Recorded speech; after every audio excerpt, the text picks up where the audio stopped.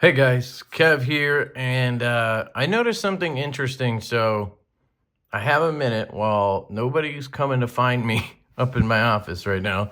So I'm gonna take one of these apart. Hopefully, we'll see. I want to see if I can get skiffs in here. Is one thing, but I also want to just see the inside because I cannot find a stop pin. I actually think I put a flashlight up in here and looked around. It almost seems like the stop pin is the back of the integral handle right here. I think that's the stop pin on both ends. Watch. I think that's your stop pin. And then when it closes, watch this.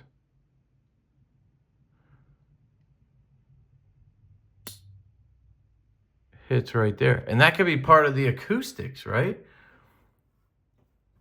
I don't see a pin anywhere in there. Do you guys see anything? I see nothing. And you can see where it's hitting right there, obviously. Locking up.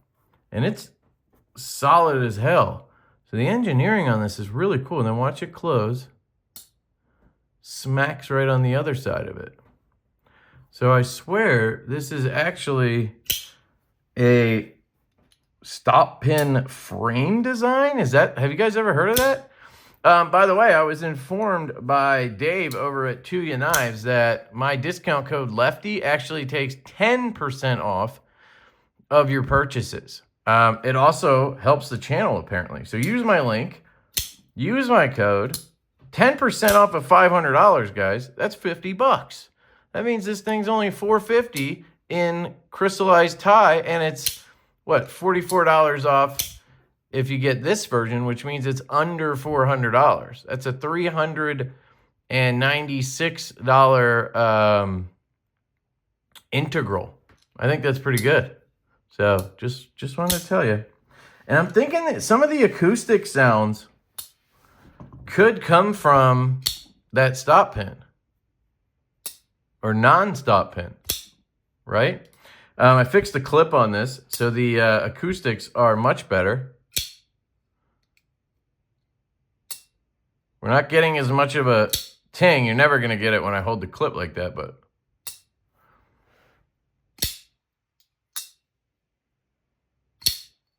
not getting that zing anymore, which I know some of you probably liked because it sounds like a nice ringing like you get on some hollow ground knives, but I think it was a side effect of that tappy clip that I fixed, and the clip works great. So anyway, maybe you can see better in here on this one because it's satin.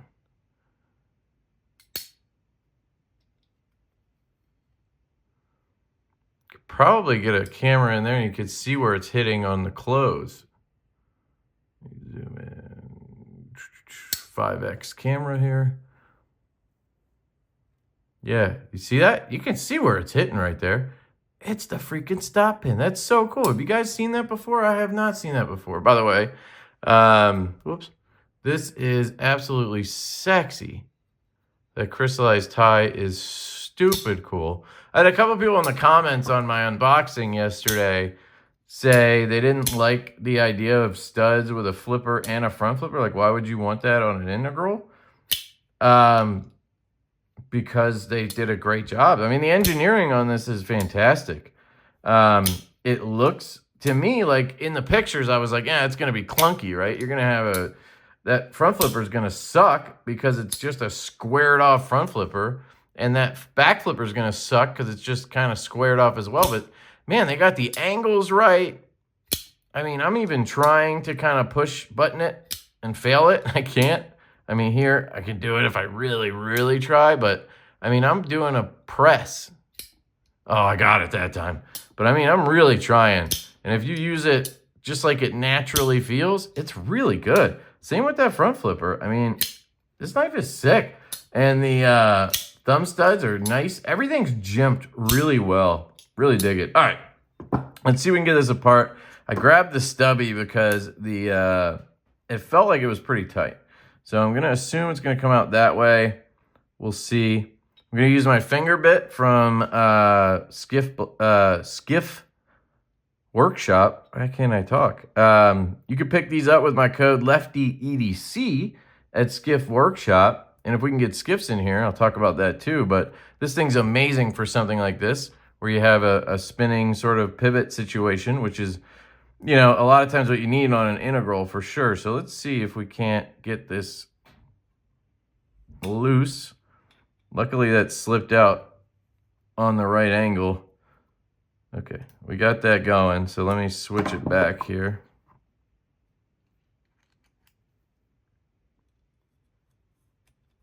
And this is why you want a slim line driver like this, because unless you need that torque, this is definitely the easier way to unscrew something.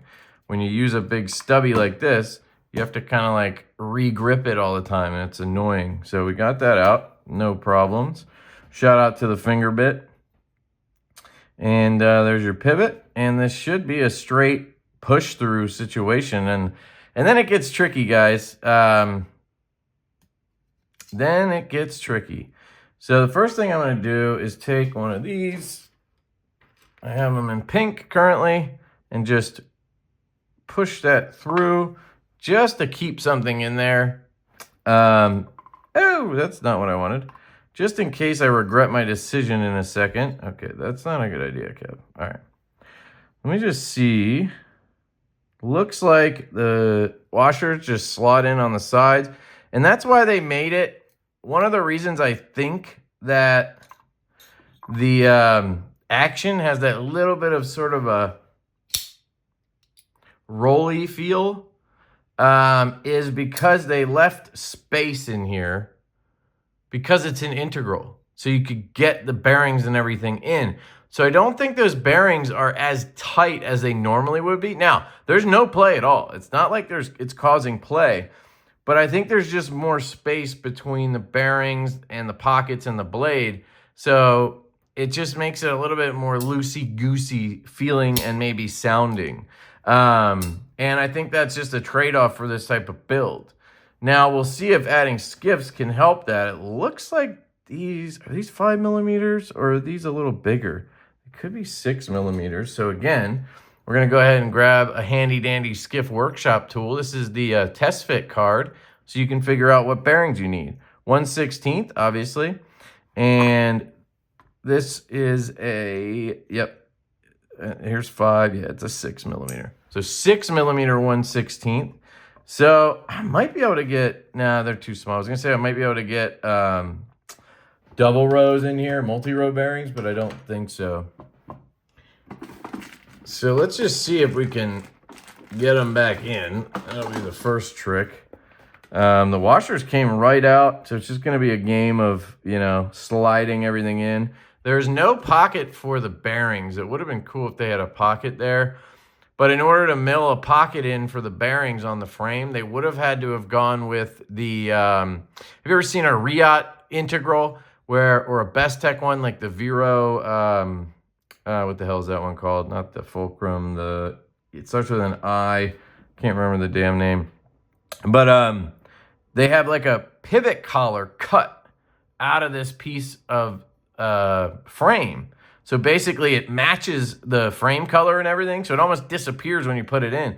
But when you take it out, you have a big chunk of that frame missing. And then they can get in there with a mill and actually mill out the pockets. And they can put a pocket on the back side of that piece. And that's how you can get bearing pockets. And it makes it so much easier to assemble and disassemble an integral, because then you don't need to do this game where you're sliding shit in and out. You just you stack everything in there, slide the blade in, push that pivot through a little bit. Then you can put a bearing straight in through there. And then you put that piece in, and that's what locks everything down. So that's a really cool system, but I'm sure it involves a lot more machining and stuff like that. But it would be something to think about for Tuya. Anyway, here it is apart, and you can see there is no stop pin.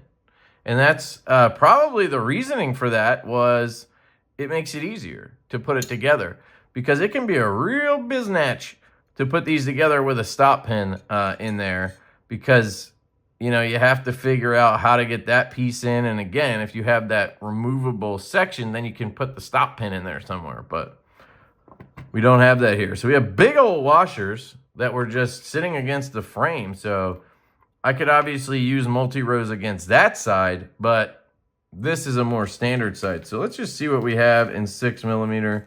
I'll try to I think there's 6mm 1/16. So I'm gonna have to find those. Got a bunch of 5mm stuff here. There we go. These are multi-row, so you'll see those are not gonna fit in there. Now these are the big boys. Maybe if I have the 16 balls, we'll see if that fits, but again, I doubt it. It's a pretty small window we have there. I think that's what we're gonna need, but I will do my homework here so that anybody watching who's curious, can I fit these, is gonna know the answer to this question. So this is a 16 ball or 18 ball as well. Do I have a 16? Look at that. Never even seen these. I must have just ordered them to have them. 8mm monsters, like Microtech or something. I think this is it. Nope, that's 18 ball too. Jeez, Kev. Do I have to order some 16 ball joints? I might. Okay, don't have any in there. Let's stack all that back in, shut it. Might have some in my backup stash. That's right, your boy always has more. Skiff of poonies. I think I got some in here. This is where I got all the multi-rows, I guess. Those are 18. Those are 5mm multi-rows. They never fit anything because the pockets are always too small, but those would be dope. 18 ball, here we go. 16 ball, right here I have a couple. I knew I had them somewhere. This is what happens when you're a skiff bearing nut. Don't think those are gonna pop in there, but just to be safe, we will drop one in. Nope, does not fit, just barely. So unless Skiff wants to make us something, that's not gonna work. And to be honest, actually I'll put these in the other one so I have them. Honestly, you got 13 balls here. And who knows, by now he might even have 14 in there. So it's not really for, you know, if they made a multi-row that fit that size, it would probably have 14 balls, 15 balls. It's just not even worth it at that point. So we should be able to squeeze these in. These are 6mm 1/16 13 ball bearings from Skiff. So keep that in mind. Use that code LeftyEDC. Save yourself 10% on your Skiff order. Grab some bearings. Do what I do. Stock up. Just spend that $100, $150 and knock it out. Just get a whole bunch. Get the sizes that are standard, you know, and then you're ready to go. Get the finger bit and the test fit card, and you'll be covered for anything that comes your way. I would pick up 5mm 1/16, 6mm 1/16. I would pick up a set of multi-rows in 16 ball and 18 ball in the 6mm 1/16. Then I would pick up 5mm 3/64. If you have a lot of American knives, I would pick up 3/16 1/16 and 1/4" 1/16. And that should cover you for basically everything that you're gonna get American. And if you want to be real crazy, pick up some 1/8" 1/16, or no, 1/8" 3/64. Those are going to be great for stuff like small riots, like the little front flippers from Pena, Notorious EDC, Jack Wolf knives, locking knives all take 1/8 3/64. The chamois takes it. I'm going to shut up now. All right.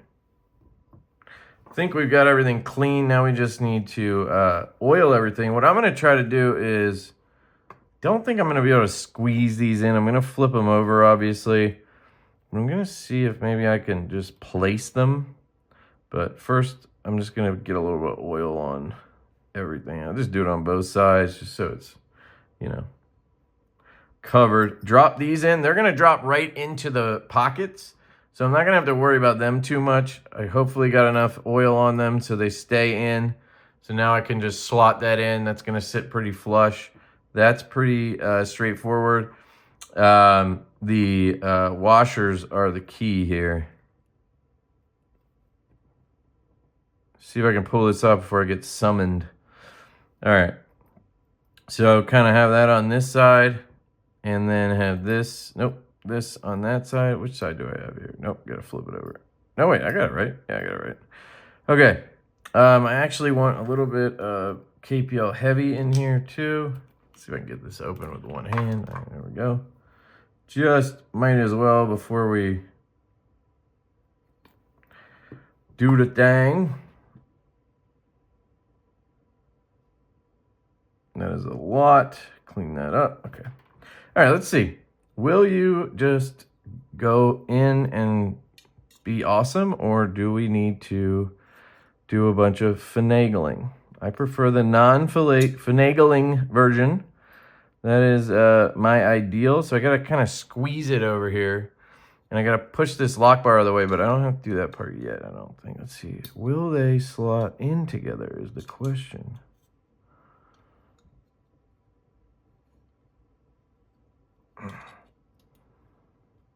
Okay, I got that one in. Oh, okay, they're in.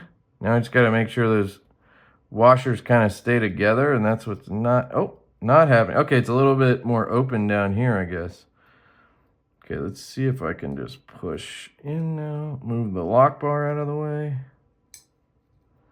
Gonna push it down. Need to open it, I think, like that. Now I'm gonna use this guy. I'm gonna use something to try to finagle everything to the position you want. So, and I can try to use this to kind of push through. Like, see, this one is up there. I need something stiffer. That's what she said. So like this maybe, or a hook there. So I can pull that one down. That one's almost in. And that is the side that my pivot is going to go in. So I might start my pivot in here. Actually, I'm going to pull that bearing in too.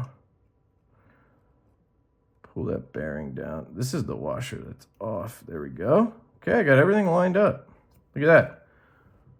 So you just use something, and obviously it's not perfect yet, but I'm going to get that started. So now that washer is locked in. Just need to free everything up a little bit. Now, this is the trick. You get really frustrated at this point because it won't push through. Keep pressure back here and push that lock bar out of the way so you can maneuver. And then it'll let you free up stuff. And I think we're in. Almost all the way in. So, I don't know what that is. Just going to blow that out, whatever that is. Just stuff, I guess. Looks like we're in. I'm going to see if tightening the pivot pulls everything into position.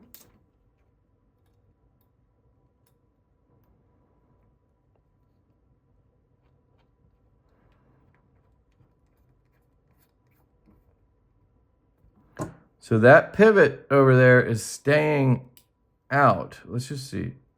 Action feels good. It's in the same position where it was centered before. I don't know what that's about. Maybe this side just needs to be tightened. Could have been that it came loose when I did the original disassembly. Maybe this side came out of the barrel a little bit. So let's just see if we can tighten that down. And there it goes. Almost. A little bit more. It tightened in. Still not flush, so still working on it. Feels good, though. I think I just need to get it in that one little bit more. I don't know what's going on here. It's tightening. But I'm just being very careful because I don't want to jack anything up. I think I'm going to switch over to this. Just see if I can get a little bit more on it. Seems odd that I have to do this, but it is tightening pretty easily. There it goes. So if something was a little bit loose on the barrel, centering came in a little bit. So let's see if the action is bad now. It's tight. There's no up and down. The action feels better. That feels great.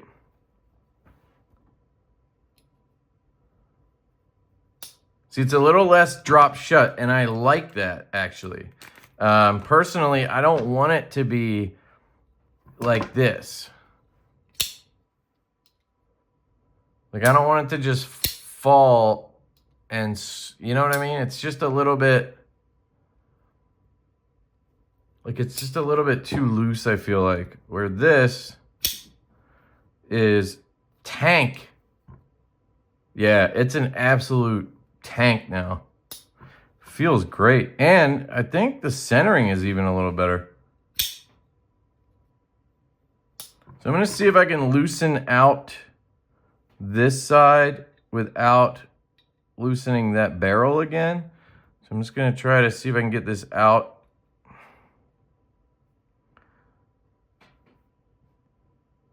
Yeah, see, it's really tight. So honestly, whoa.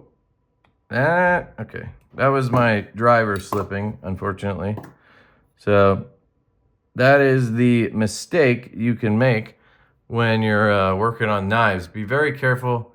I should have just stopped when I realized it was really tight, but I did sort of strip out there a little bit. It's still, see if I can get this driver in. Yeah, it still gets in there pretty good. It has decent purchase, but definitely not worth risking messing with it more. It's centered. It's very tight, as in I can't even loosen it easily with the driver. So I don't see why. Now it even seems to have loosened up a little bit. Don't think I can go any tighter though.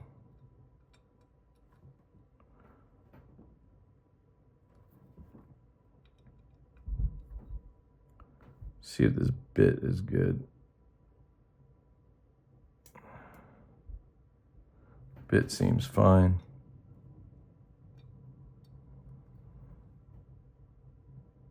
Yeah, see, I could tighten that a little bit. Yeah, see? Wow, what a difference. That little bit. I mean, look at that. That's crazy. Tempted to just leave it there and let it break in, because I think it will.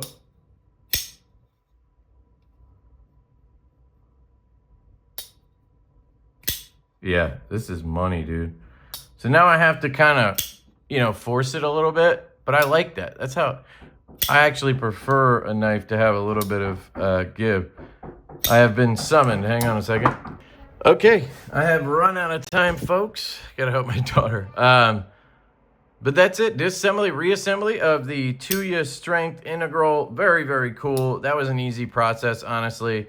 Unless yours has a ton of Loctite. Like mine seemed to be pretty Loctited, but it wasn't a big deal. The last thing there was my fault, not the knives. And feels great with skiffs. So let me know in the comments. I love you. Hope you have a fantastic day. And I will catch you later. Say bye, Breen.